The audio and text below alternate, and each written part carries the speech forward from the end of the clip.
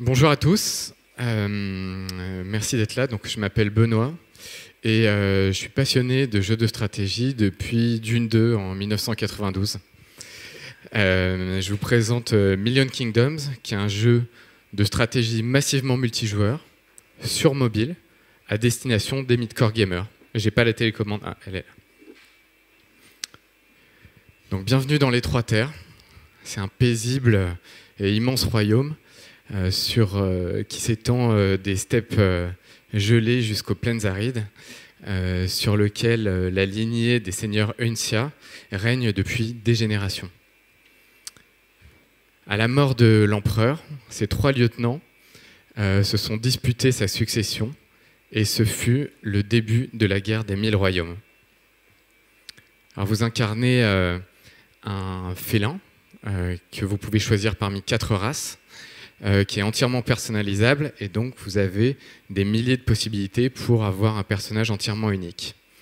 Vous dirigez une armée de chats dont vous pouvez choisir la spécialisation selon votre façon de jouer, donc que ce soit offensif, défensif, plus axé sur les ressources, plus axé sur la vitesse. Et là, on a un exemple de soldat qui a été spécialisé sur les ressources, comme vous pouvez le voir avec sa pioche et ses manches dorées, et sur l'offensive avec son épée et ses épaulettes piquantes. En termes de gameplay, donc on est sur un jeu avec de la conquête en temps réel dans un univers persistant. Donc les grands classiques sur ce sujet, ça va être des jeux sur navigateur comme à l'époque Travian ou aujourd'hui Game of War, et des composantes RPG, puisque vous aurez à gérer à la fois un arbre de compétences pour choisir vos spécialisations et un inventaire. Alors on a mis 4 ingrédients magiques pour rendre ce jeu le meilleur possible. Tout d'abord, une profondeur de jeu. C'est quelque chose qui plaît énormément aux mid-core gamers que nous ciblons, donc via de nombreux choix tactiques et stratégiques.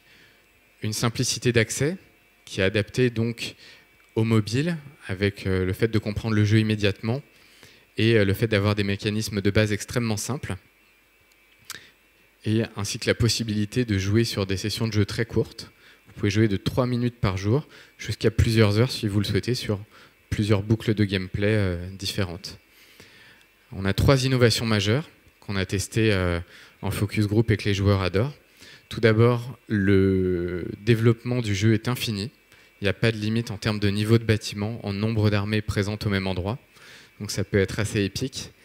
La possibilité pour tous les joueurs de jouer dans le même monde, où qu'ils soient dans le monde, et donc d'accueillir des millions de joueurs au sein du même monde. Et la dernière innovation, ce sont des intelligences artificielles qui font les actions répétitives à la place du joueur. Le dernier point, c'est que notre game design nous permet d'être le premier monde persistant qui peut permettre de faire de l'e-sport. Donc on reviendra sur ce point après. En termes de modèle économique, on est sur du jeu gratuit. On fait payer les intelligences artificielles. Il y en a 2. On fait payer des améliorations visuelles, donc des skins, et ainsi que des objets qu'on peut looter quand on joue naturellement dans le jeu, mais qu'on peut obtenir plus rapidement si on a moins le temps de jouer en les achetant. Pour ce qui est de l'acquisition, on a une stratégie d'acquisition en 4 phases. Tout d'abord des influenceurs, ensuite de la publicité, donc qui sera uniquement sur le mobile, une stratégie de featuring via des bonnes pratiques de design et également du lobbying. Et par la suite, on annoncera qu'on fait gagner 1 million de dollars au premier joueur qui atteint le niveau 1000. C'est un niveau qui mettra 2 à 3 ans à être atteint.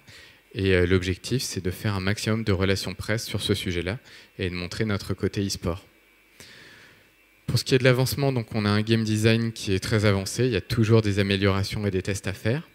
On a constitué une équipe et un board constitué d'experts internationaux pour nous conseiller. Le marketing est relativement avancé en termes de positionnement, de tests clients et puis aussi de plan marketing. Pour la finance, ce n'est pas la toute dernière version. On a sécurisé environ 20% du financement. On est sur un financement global d'environ 600 000 €. Idéalement, on peut descendre un peu en dessous si on n'arrive pas à tout obtenir. On a pas mal de dossiers en cours pour 350 000 €. Et en termes de développement, donc on a un premier prototype jouable qui est très très simple. Je viens de voir que j'ai dépassé. Des assets et également une architecture serveur très performante qui a été déjà imaginée. Les besoins, on cherche à recruter, on cherche des talents et on est preneur de tous les conseils stratégiques que vous pouvez avoir et des choses auxquelles on aurait pu ne pas penser. Voilà, merci beaucoup.